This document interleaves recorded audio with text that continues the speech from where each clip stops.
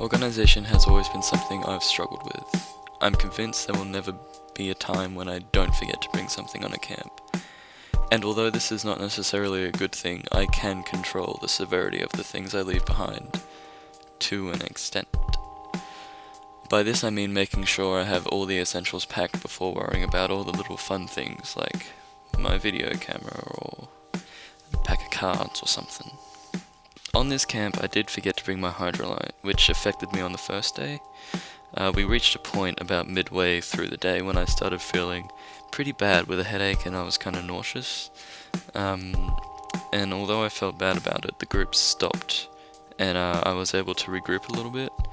I rehydrated and filled my water bottles and such, and later was able to get on my way. However, the situation could have been avoided if I had remembered to bring all my stuff. In terms of comfort zones, I think my physical comfort zone whilst camping is pretty broad to begin with. Reflecting, I can't think of any times where I thought I was outside of my comfort zone. Although jumping from height into water is kind of scary, I knew I could do it because I had before on previous camps. Whilst navigating, however, my psychological comfort zone was tested when I had to make decisions, and I announced them to the group, and then I'd later have to go back on those decisions. It's not an easy thing to do. I kind of felt like I was being hypocritical or betraying the group, but it was something that was out of my control. It all depends on the layout of the land and just the situation that was happening at the time. Our group interacted well together. I don't think we fought at any point. Although this may seem like a good thing, it's often because when people don't agree with what's happening or they think we should go a different route, they don't speak up out of fear of hurting other people's feelings and causing a disturbance. This means people suffer within themselves because they don't want to speak up about the decisions they don't agree with. I believe I made some pretty good decisions as a leader, however, not without the help and input from the teachers and group when I needed it. I always tried to do what was best for the group and what they wanted, always asking what they thought about the situation and what was the best way to go about moving forward, and I tried to make decisions based on that. There wasn't a point during a camp when anyone had a serious issue that required us to stop or slow down, really only stopping for food and water breaks. However, in the case that a group member did need that special attention, we would have stopped. Whenever we reached a point along our journey which we considered to be risky, we would stop and discuss the options as a group.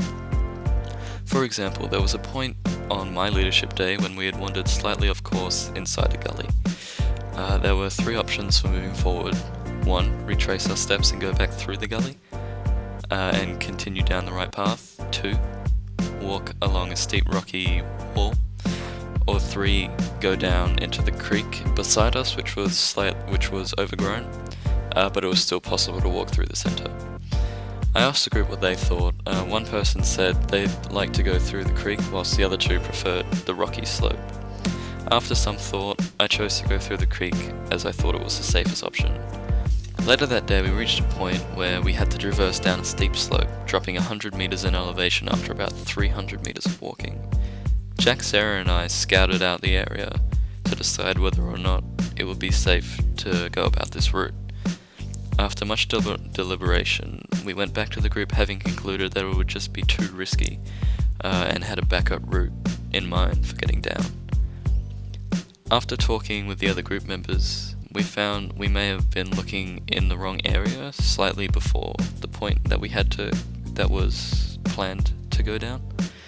With this new information at hand, we went back with the rest of the group to have another look, finding this way to actually be safe, and we were able to get down there without any hassle.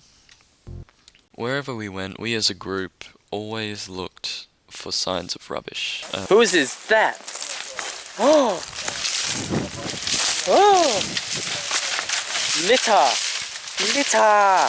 Sure, what'd you do? Why'd you leave clothes back here? I just wanted to put it there for the dramatic shot. And made sure to pick it up if we saw it. Also making sure we weren't humming the environment around us as much as possible. We checked multiple times whenever moving on for any rubbish that we may have dropped. And to my knowledge, we left nothing behind. Every time I go in the outdoors, I always bring back great experiences and memories to share with my friends and family. I appreciate being out there and discovering things that I wouldn't normally see, sitting in the peace and quiet. Something I've grown especially fond of is the feel of smooth rock walls when they're in the shade. I don't know if it's the cold temperature that radiates from them or the texture of the different rocks, but I just can't get enough of it. Being out there really puts into perspective how small we, as a race, are. Nature has grown and evolved for millions of years, giving us the stunning scenery we have today. And in seeing this, I've come to the conclusion that we, as humans, don't hold the rights to this earth. So many other animals and habitats exist. Why should we be the ones allowed to rule over all of that?